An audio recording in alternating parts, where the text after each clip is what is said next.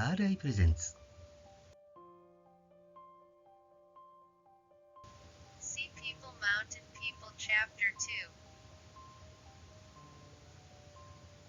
Encounter with Mythology.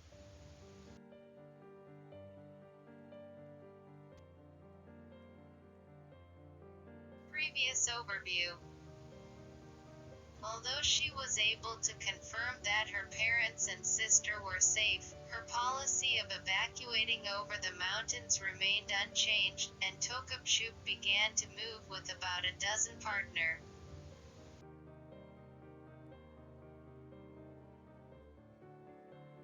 Tokapcup stared at the sea in a lonely way, and then began to walk again. But it wasn't easy to follow the pathless path, and by the time we reached the summit, the sun was just overhead.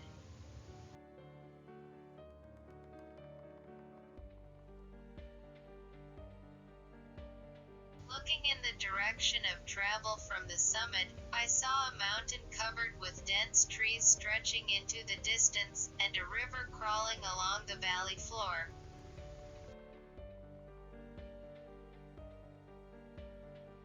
When I looked back, I could still see the sea in the distance, but if I went on from here, I wouldn't be able to see it anymore.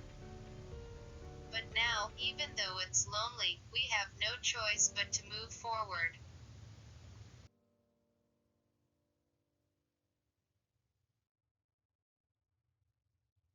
She has not even been able to sort out her feelings, let alone prepare for the sudden development.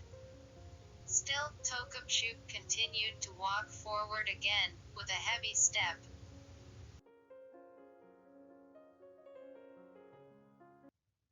I expected it to take about 10 days to cross this mountain range, but contrary to my expectations, in the afternoon of the fourth day after leaving, I saw the coastline that marked the end of the mountain crossing.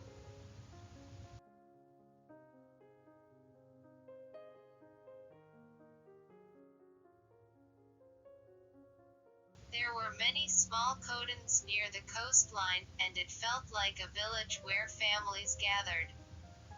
As we passed by Coton, the children were smiling and looking at us curiously.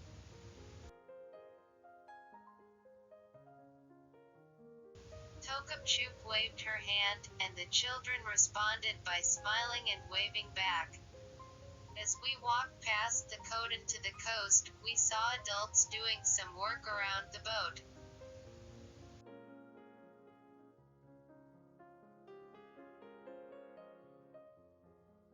When we called out to greet them, they responded in a friendly manner. Tokapcup was so far away that she couldn't hear what they were saying, but the man seemed to be pointing at something and teaching him.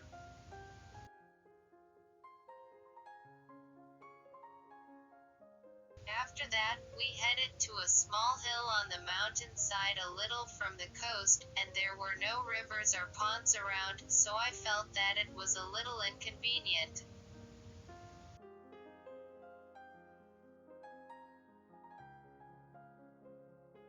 I am worried that the area around the hill is a conspicuous place with sparse trees, and that it will be difficult to secure drinking water.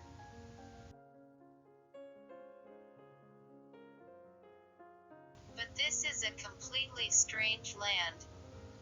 When we think about the people who will come after us, it is natural to choose a place that is easy to understand.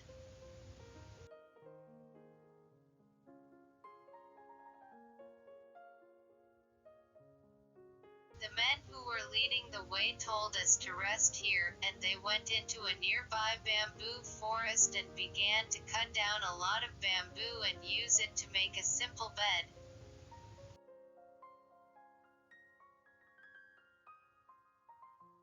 The men had skillfully made a tent-like bed, but they couldn't make enough for everyone by sunset, and the next day they started working again as the sun rose.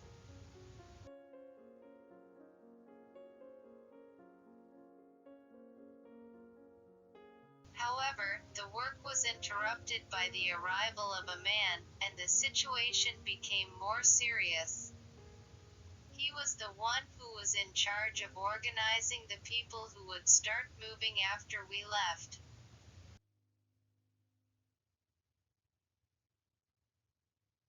According to him, the day after we left, Wajan and the inhabitants of Palakodan came to the residence near the coast where Tokapcup was staying, and made a request.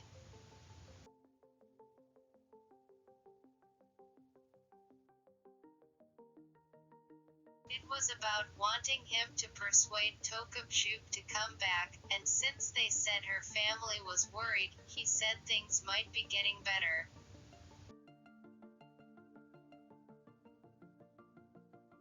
However, no one took it as a turnaround, and Yakakima, who had witnessed the events at Hankanaikoden, insisted that the other party's words should not be believed.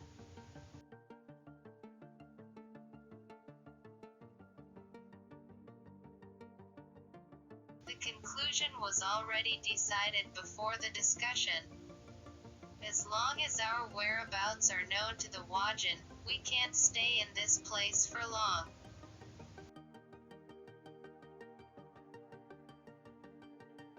The men acted quickly. They went to the surrounding Kodan to get food, and as soon as we were all gathered, we started moving north.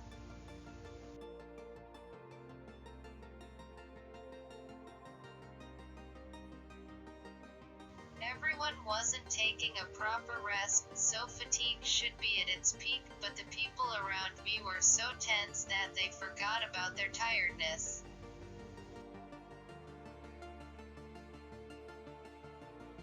This time, we were moving along the coastline, so we were able to move faster than over the mountains, but as we went north, we gradually lost sight of people, and it became difficult to secure food.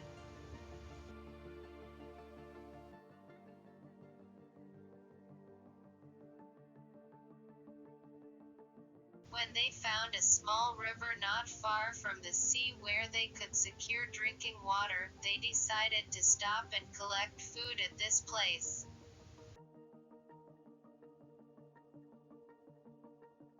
But it was clear that they were all exhausted, and when they sat down, they all looked down exhausted.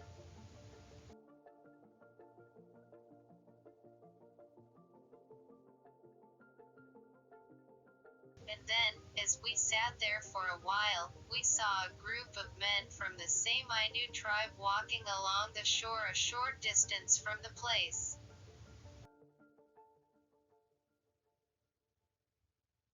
So we called out to them and they told us that there was a big Kodan ahead of them and that they were on their way back from there. It was good.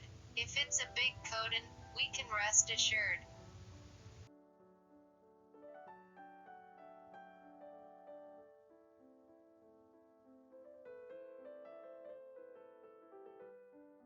Today's story ends. The continuation of the story will be updated tomorrow.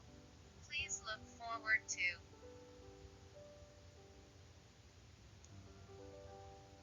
If you like, please subscribe to the channel. See you again.